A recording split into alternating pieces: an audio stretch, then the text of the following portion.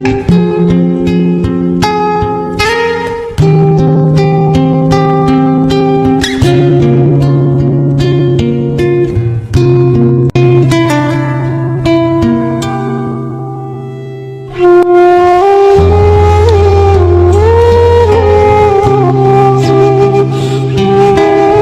paceklik yang sudah melanda Mesir membuat Yuzarsif semakin sering mengunjungi lumbung gandum untuk melihat kondisi para pembeli gandum. Sesampainya di sana, dia disambut gembira oleh para warga yang sedang mengantri untuk membeli gandum. Yuzarsif memerintahkan untuk menggunakan lumbung tahun pertama, karena jika tidak digunakan sekarang, maka gandumnya akan segera rusak.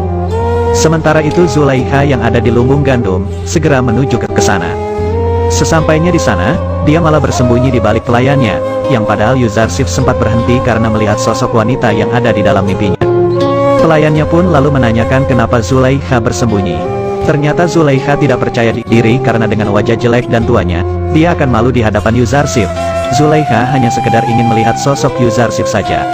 Sementara itu di Kan'an, Yakub kembali bertemu dengan kafilah yang waktu itu bertemu dengan Yuzarsif.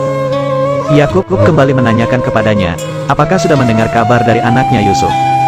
Kafilah itu mengungkapkan, bahwa berkali-kali dia menanyakan tentang Yusuf di India dan Hijaz, tapi tak ada sama sekali yang mengenalnya.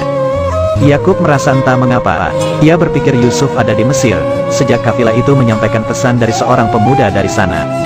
Tapi kafilah itu juga menceritakan, bahwa sekarang di Mesir dilanda paceklik, dan untungnya sang bendahara Mesir yang bernama Yuzarsif, bisa mengatasi masalah itu, karena cadangan gandumnya yang banyak.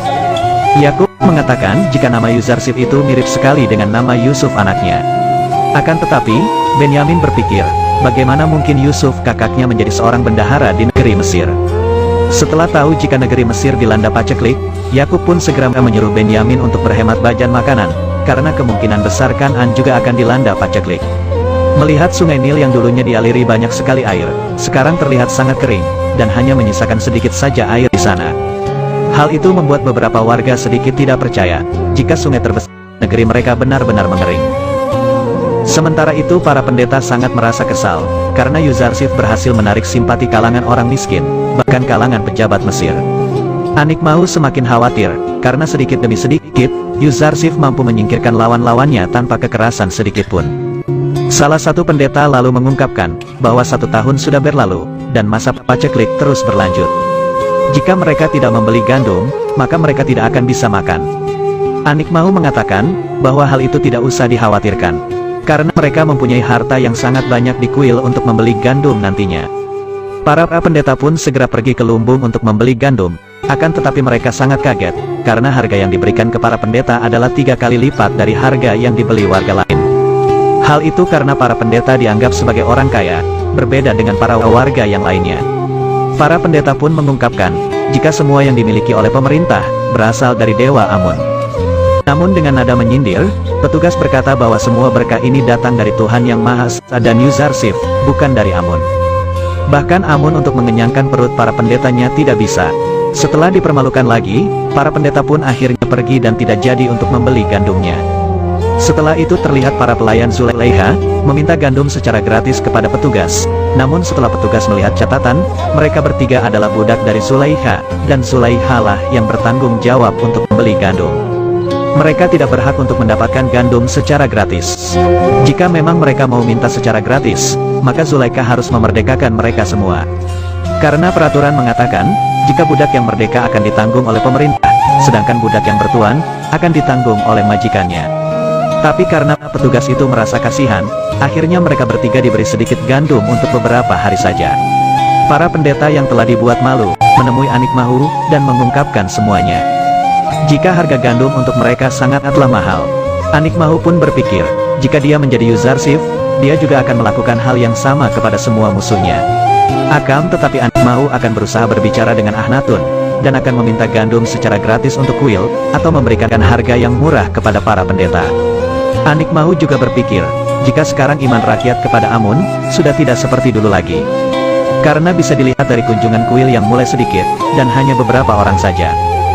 Kemudian di istana, Zulaikha yang mengetahui persyaratan untuk gandum gratis yang diberikan kepada budak yang merdeka. Akhirnya ia memerdekakan semua pelayannya yang tersisa di istananya, dan mengusir mereka semua dari sana.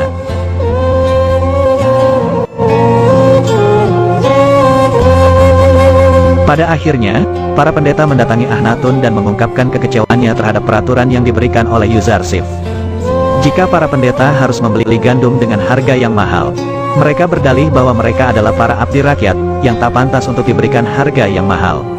Sang ratu pun mengungkapkan, bukankah harta Amun sangat banyak, dan harta itu bisa digunakan sewaktu-waktu. Yuzarsif juga mengatakan, jika pemerintah tidak memaksa para pendeta untuk membeli gandum di lumbungnya, dia membebaskan para pendeta untuk membeli gandum di mana saja, bahkan di negeri tetangga.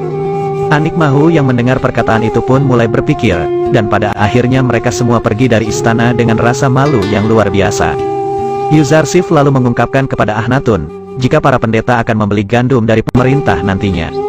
Karena mereka tidak tahu, jika para negeri tetangga juga sedang mengalami paceklik, sama seperti yang dialami Mesir. Yuzarsif juga teringat dengan Kan'an, yang sekarang pasti mengalami paceklik. Para pendeta tidak berhenti berusaha untuk mendapatkan gandum. Setelah mengetahui jika negeri lain juga dilanda paceklik, akhirnya para pendeta mendekati Ibu Suri untuk segera membujuk Akhnatun, agar Akhnatun mau memberikan gandum kepada kuil, atau memberikan harga yang murah kepada mereka. Ibu Suri pun mendatangi Akhnatun, dan marah-marah karena telah membuat para pendeta menderita, dan mengancam jika mereka semua pasti akan dikutuk oleh Amun. Akan tetapi, Akhnatun tidak memperdulikan semua perkataan dari ibunya itu, dan menyuruh pelayan, agar segera membawa pergi Ibu Suri. Setelah kejadian itu, Akhnatun pun berpikir, pasti para pendeta kembali menghasut ibunya, dan mulai saat ini Ibu Suri harus selalu diawasi, dan para pendeta tidak boleh untuk berhubungan dengannya. Para pendeta lalu melaporkan kepada Anik Mahu, jika usaha mereka mendapatkan gandum dari negeri lain sudah sirna, karena di sana juga dilanda paceklik seperti Mesir. Usaha untuk membujuk Ibu Suri pun gagal, karena Akhnatun tidak menghiraukan ibunya sendiri. Pada akhirnya Anik Mahu menyuruh agar para pendeta menggunakan harta Amun yang sangat banyak untuk membeli gandum di lumbung pemerintah.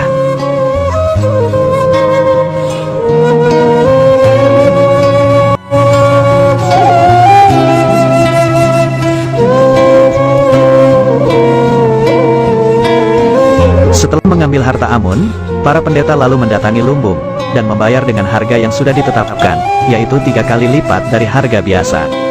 Mereka juga dipermalukan oleh petugas, yang membuat semua warga menertawai mereka semua.